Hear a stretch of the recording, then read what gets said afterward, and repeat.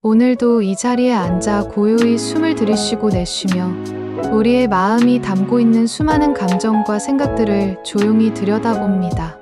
마음은 때로는 기쁨으로 빛나고 때로는 괴로움으로 흐려지며 분노와 두려움으로 물들기도 하지만 그 모든 것을 담는 그릇이자 비추는 거울과 같은 존재입니다.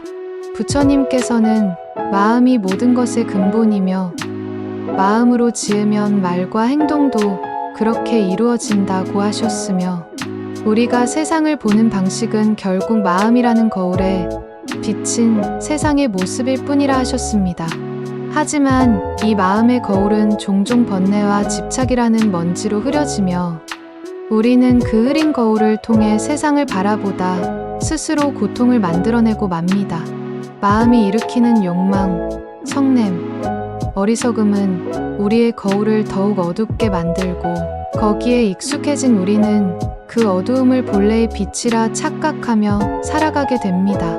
그렇기에 수행자는 무엇보다 먼저 자신의 마음을 닦아야 하며 그것은 겉으로 드러나는 행동을 바꾸는 것이 아니라 내면 깊숙이 자리한 무명을 비추고 알아차리는 일로부터 시작됩니다.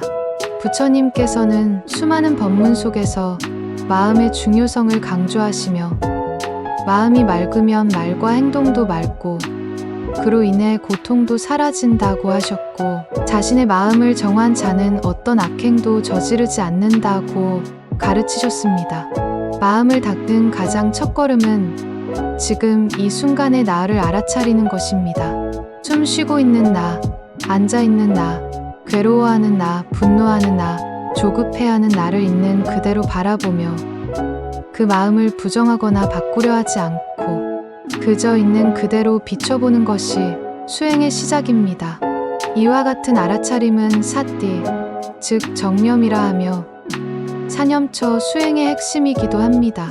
부처님은 이 사념처 수행을 통해 우리가 모든 괴로움에서 벗어날 수 있다고 하셨습니다. 몸에 대한 관찰, 느낌에 대한 관찰, 마음에 대한 관찰, 법에 대한 관찰, 이 네 가지를 끊임없이 비추어 보는 수행은 마음의 거울을 조금씩 닦아내는 일이며 처음엔 흐릿하던 거울이 점점 맑아지면서 우리 삶의 실상이 그대로 드러나기 시작합니다. 그 실상은 무상하고 고통스럽고 나라고 할 것이 없는 공한 세계이며 이러한 진리를 통해 우리는 세상에 대한 집착을 내려놓게 됩니다. 마음이 고요해지면 세상은 고요해지고 마음이 평화로우면 삶도 평화로워집니다.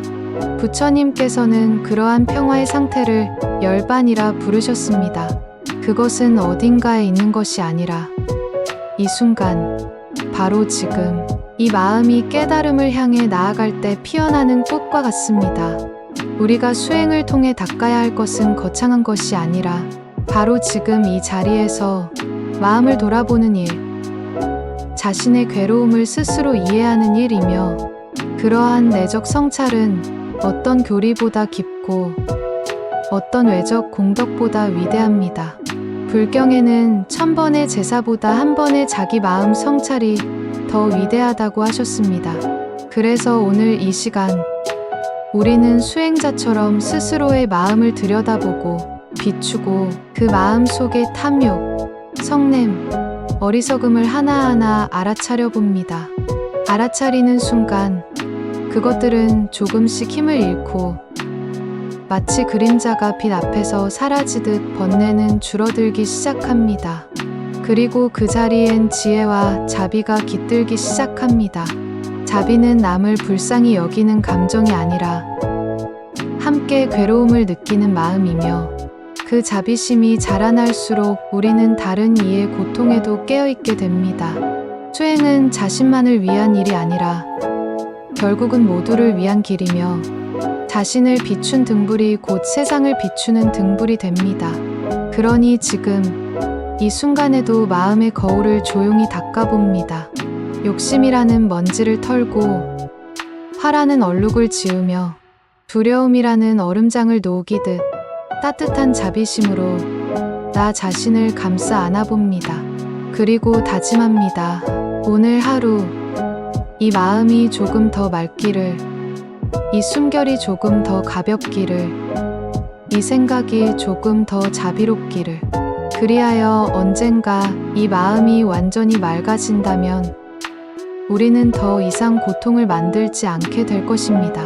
그렇게 부처님의 길을 따라 마음의 거울을 닦는 이 수행은 결국 우리 모두를 참된 자유와 평화의 길로 인도할 것입니다.